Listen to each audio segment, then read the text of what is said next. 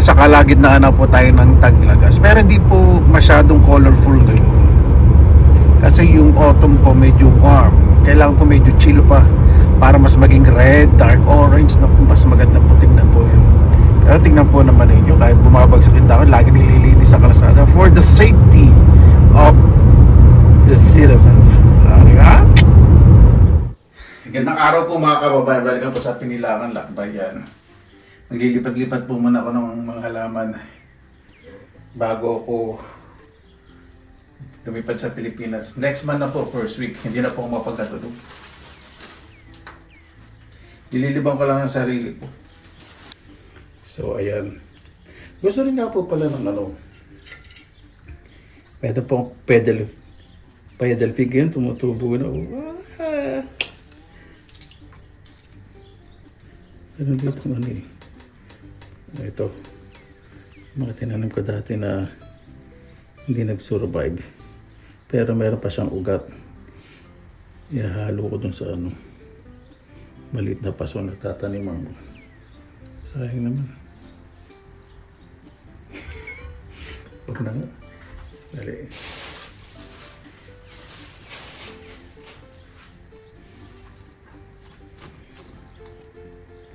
Nakatanamin po dito itong pedal fig, tapos itong fig na edible. Oh, sorry, hindi pala nakikita.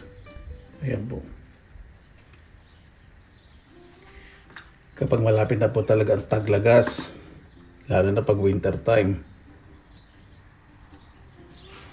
masarap mag-garden sa loob.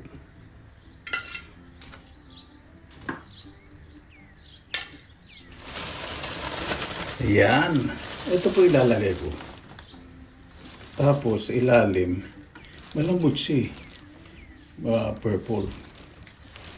Bili ko po dito €2 sale. Sa indoor po talaga gusto ko maraming halaman para yung flow ng oxygen maganda para yung mga halaman na nakapagpalinis ng hangin. Kasi pag siyempre mga bisita mo, halimbawa maraming chismosa kang bisita, puro carbon dioxide ang lalabas sa ang iikot sa bahay mo. Gusto mo ba ng ganun? Hirapan ko huminga, di ba? Tapos pag nagsasalita lalo na nagtarasan sa inyo ng chismis, kapag napaka-thin ng supply ng oxygen, puro carbon dioxide, hihingalin.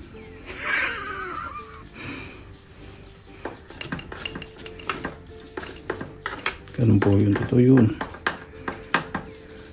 Yan.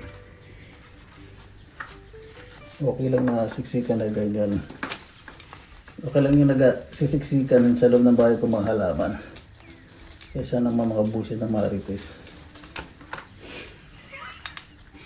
Kaya ba nagigil ka sa mga marites? O, bakit ikaw? Gusto mo bang lagi ni marites? Pag may marites ka, tingnan natin kung matutuwa ka. Yan. Hindi na masyadong nakita itong design natin. Yan, gaganyan natin lang.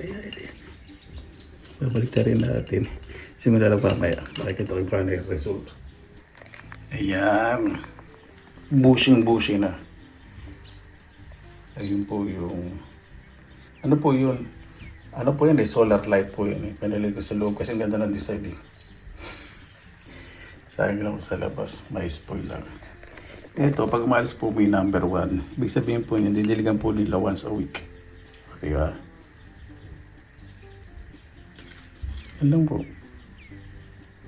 Simple. At ang isusunod naman po natin, yung cactus kasi nabulok. Pero, propagate ko. Ito. Buhay po yan. So, ito pong malambot na parte. Tuling ko. So, ng cactus kasi medyo siksik ang lupa pero humihinga. Pero po kasi itong perlite, pampahinga po yun.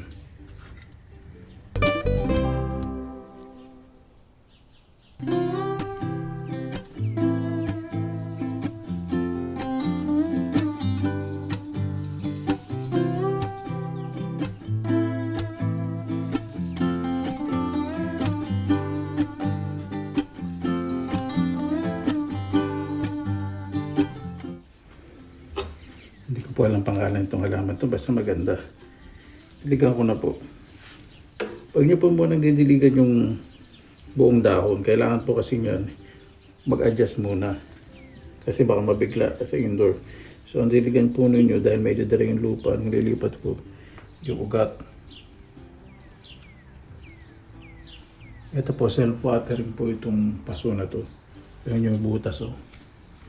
Butas na yun. Tapos sa ilalim, may water reservoir. Ibig sabihin na ganyan ang gap po nun sa lupa.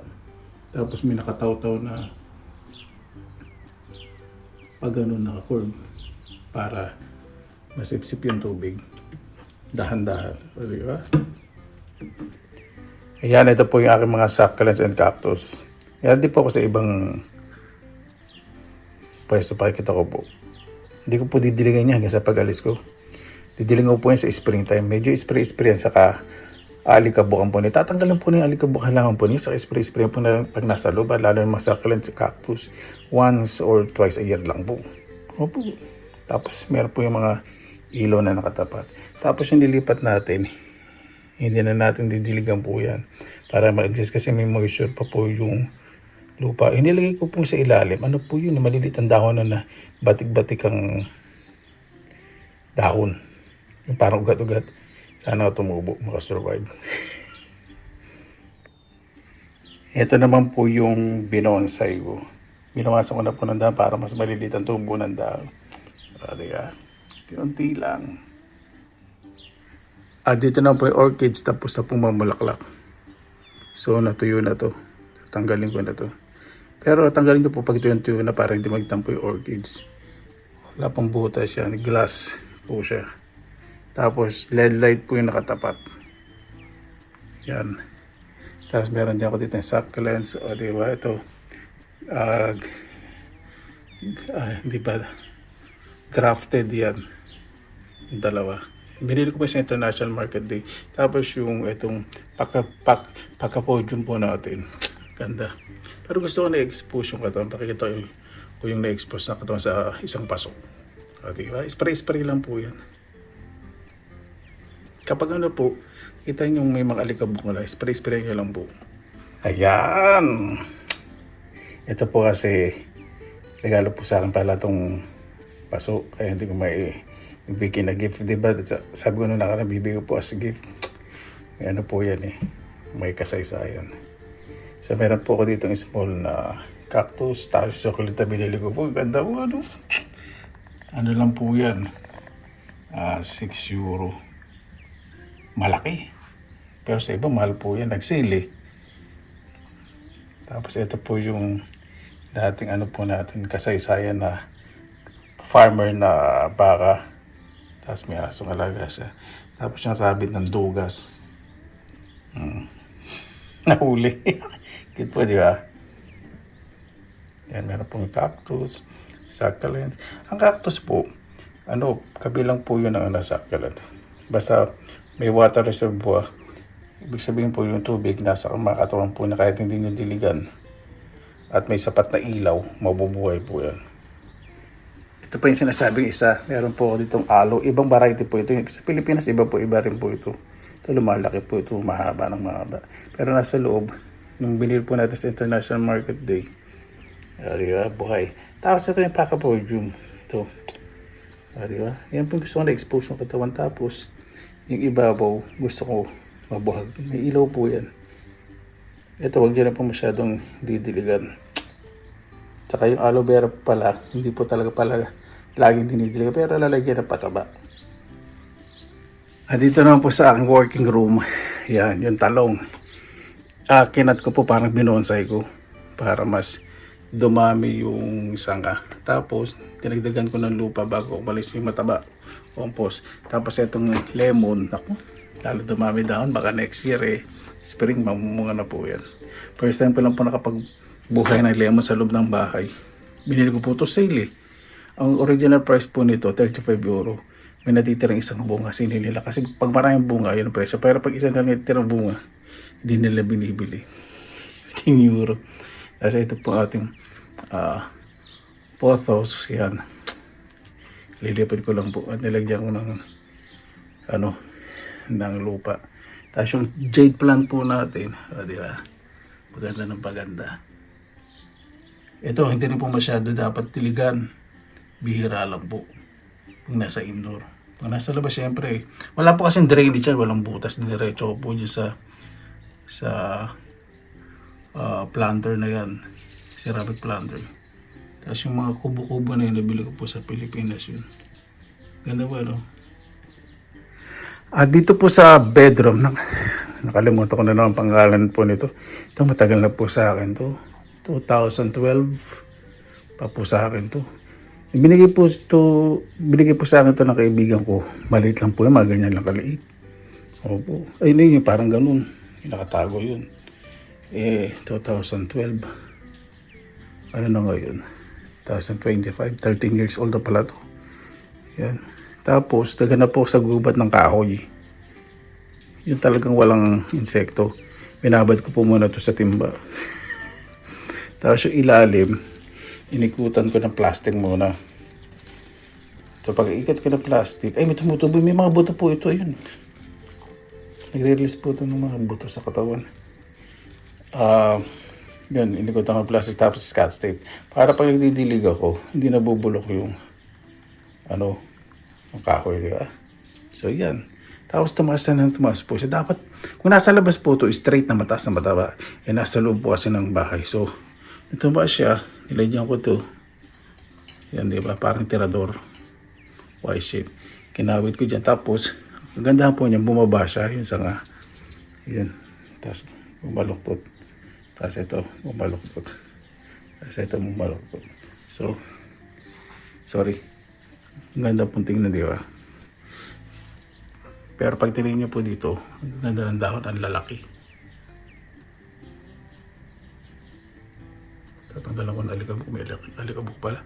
Yung kalamansi, dito maraming bunga. May gitsandaan po bunga yan, dahil pakikita ko po Pinakita ko na po, di ba, noong nakaraan. Ang kalamansi po, pag nasa loob ng bahay at namunga, kasi wala pong pollination na nangyari, wala pong buto. Kung gusto niyo magkabuto yan, yung bulaklak, gagawin niyo ng brush, soft brush. Sa akong bulaklak, sa magkakabuto. Ito, wala pong buto yan. Sa kapag ito po yung malaki. Yung ganyan po kalalaki. Yan. O, diba? Tayong bunga. Saka ito, ang technique po sa kalamansi sa loob ng bahay. Ng cactus tumutubo.